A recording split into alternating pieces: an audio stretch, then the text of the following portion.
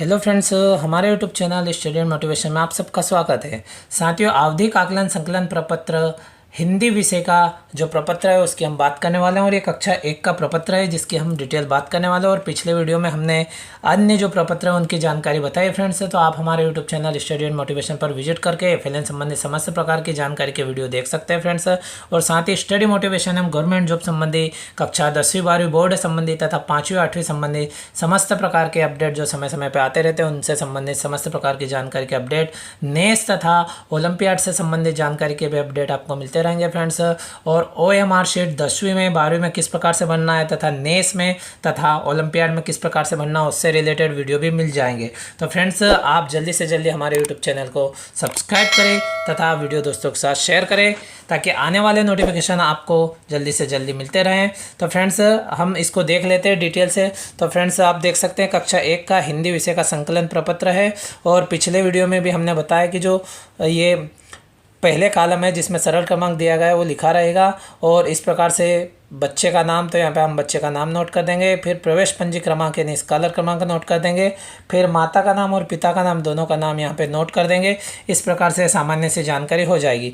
पहले नंबर पे आप यहाँ पे देखेंगे तो मौखिक भाषा विकास की जानकारी दी गई है। तो हम इस शीट को थोड़ा बड़ा कर लेते हैं तो जो जानकारी हम समझना चाहते हैं वो स्पष्ट रूप से समझ में आ जाए। क्योंकि ये नाम संबंधी जानकारी, स्कॉलर संबंधी जानकारी तो फ्रेंड्स आप सभी आराम से कर लेंगे क्योंकि हम करते ही आ रहे हैं। मेन चीज़ ये है, ये भी आपको याद है, पर और भी देख लें कि कहाँ पे कौन सा निशान लगाना है। क्योंकि नए अपडेट के अंतर्गत आया है कि हमें राइट एवं क्रॉस का निशान नहीं लगाना है।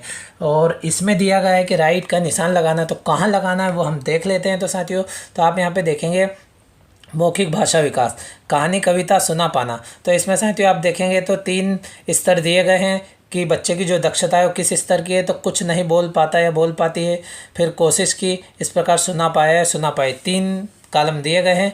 लेकिन इससे संबंधित जो निर्देश आप देखेंगे तो कहानी, कविता, सुना पाना के कॉलम में बच्चे की वास्तविक स्थिति पर राइट का निशान लगाना है। तो फ्रेंड्स, आप देखेंगे केवल मौखिक भाषा विकास के लिए यह जानकारी दी गई है कि केवल इसी में हमें राइट का निशान लगाना है। तो फ्रेंड्स, आप देख सकते हैं यदि पहला बच्चा है कि कुछ बोला या बोली, यदि कुछ नहीं बोल पाता है तो पहले कॉलम में आप राइट का निशान लगा देंगे, बाकी में डैश कर दीजिएगा। हमें क्रॉस का यूज़ नहीं करना है कहीं पर भी। इसी प्रकार से दूसरा बच्चा है वो भी कुछ नहीं बोला तो पहले कॉलम में आपको राइट का निशान लगा देना है और दूसरे हम तीसरे कॉलम में डैश कर देना। अगला तीसरा वाला बच्चा है वो उसने कोशिश की तो इस कॉलम पे राइट और पहले और अंतिम कॉलम पे डैश कर देना है ताकि किसी प्रकार से उस पर ओवर राइटिंग ना हो। यदि आप डैश कर देते हैं तो वो कॉलम भर जाता है। इस प्रकार से फ्रेंड्स, चौथा बच्चा है उसके द्वारा कविता या कहानी सुना दी गई है तो लास्ट वाले कॉलम में राइट का निशान और इसमें इस प्रकार से डैश कर देंगे। इस प्रकार से फ्रेंड्स, ये मान लो आपने 4 बच्चों की जानकारी फिल की है। हम 4 बच्चों की जानकारी समझ लेते हैं ताकि आप अपनी कक्षा के जितने बच्चे हैं उनकी जानकारी आराम से फिल कर देंगे। तो साथियों, केवल मौखिक भाषा विकास में हमें राइट का निशान लगाना है और जिस स्तर पर बच्चा है जहाँ तक वो काम कर पाता है उसी स्तर पर राइट का निशान लगाना है। इसी प्रकार ध्वनि जागरूकता की बात करें तो पहली ध्वनि की पहचान, यानी कोई शब्द है उसकी जो पहली ध्वनि है, कोई वस्तु है उसकी पहली ध्वनि है, उसकी पहचान। तो आप यहाँ पे देखेंगे सही बताई गई पहली आवाज़ की संख्या, तो यहाँ पे संख्या 4 दी गई। यानी जो ध्वनि जागरूकता के संबंध में हमको उसे 4 चीज़ बताना है या 4 आवाज़ें बताना है, 4 शब्द बोलना है, उसकी पहली आवाज़ क्या है वो बताना है।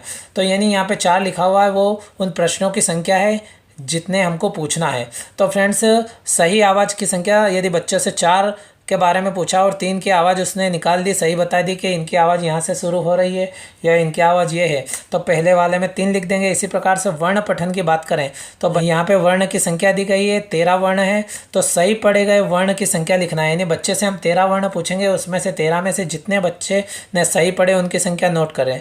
माना कि 9 सही पढ़े तो यहाँ पर आप 9 लिख देंगे। इस प्रकार से फ्रेंड्स, ये अगला कॉलम हो गया। अब वर्ण लेखन की बात करें तो कक्षा 1 का बच्चा केवल वर्ण लेखन कर सकता है, उसमें शब्दांश या शब्द तक नहीं पहुंचते हैं। लेकिन कक्षा 2 में हम शब्दांश की भी बात करते हैं, पठन की भी बात करते हैं और लेखन की भी बात करते हैं। इसमें वर्ण लेखन की बात करें यानी वर्णमाला से संबंधित जो वर्ण है तो यहाँ पे 13 वर्ण पूछे जाएंगे और 13 वर्णों में से सही जवाब दे, जितने वर्ण सही बताएगी 13 में से यदि बच्चा 5 सही बता पाता है तो यहाँ पे 5 लिखना है। इस प्रकार से फ्रेंड्स, पहली जानकारी आपने देखी है, कुछ नहीं बोल पाता, राइट। फिर अगले 2 कॉलम में डैश हो गया, फिर अगले में 3 बताए 3 लिख दिया, फिर अगले में यहाँ पे 9 बताए तो 9 लिख दिया और लास्ट में 5 बताए। इस प्रकार से पहले बच्चे की जानकारी फिल हो गई। इस प्रकार से दूसरे बच्चे के द्वारा जो पहली आवाज़ पहचान की गई, कितनी आवाज़ों को पहचान की गई उसकी संख्या। इस प्रकार से यहाँ पे जो 13 वर्ण पठन का था उसमें से जितने वर्ण पठन किए वो लिख देंगे। इस प्रकार लास्ट में जो 13 वर्ण लेखन में से कितने सही लिखे, आपको केवल यहाँ पे क्रम बाय क्रम संख्या लिखनी है। बच्चों के द्वारा दिए गए सही जवाबों की हमें यहाँ पे संख्या नोट करना है और मौखिक भाषा विकास में हमें राइट का निशान लगाना है। और इसी प्रकार से कक्षा 2 में भी मौखिक भाषा के उसमें राइट का निशान लगाना है और शेष कॉलम उसमें अधिक है तो उनका पूरा डिटेल आपको मिल जाएगा फ्रेंड्स।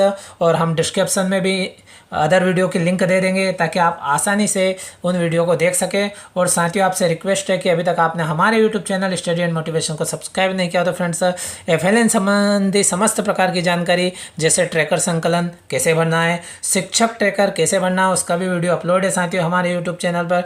और किस प्रकार से HPC कार्ड भरना है इससे रिलेटेड वीडियो भी पिछले इसमें अपडेट है साथियों। और समय समय पर हम जो भी नई जानकारी आती है वो वीडियो के माध्यम से आपके लिए लाते रहते हैं। तो साथियों आपसे रिक्वेस्ट है कि स्टडी मोटिवेशन एवं गवर्नमेंट जॉब संबंधी साथ ही FLN संबंधी समस्त जानकारी नोटिफिकेशन के रूप में तथा वीडियो के माध्यम से तुरंत प्राप्त करने के लिए आप हमारे YouTube channel study and motivation को तुरंत सब्सक्राइब करें तथा वीडियो दोस्तों के साथ शेयर करें। फिर इसी प्रकार की जानकारी को व्यवस्थित समझने के लिए हम फिर मिलते हैं साथियों अगले वीडियो में। Thank you friends.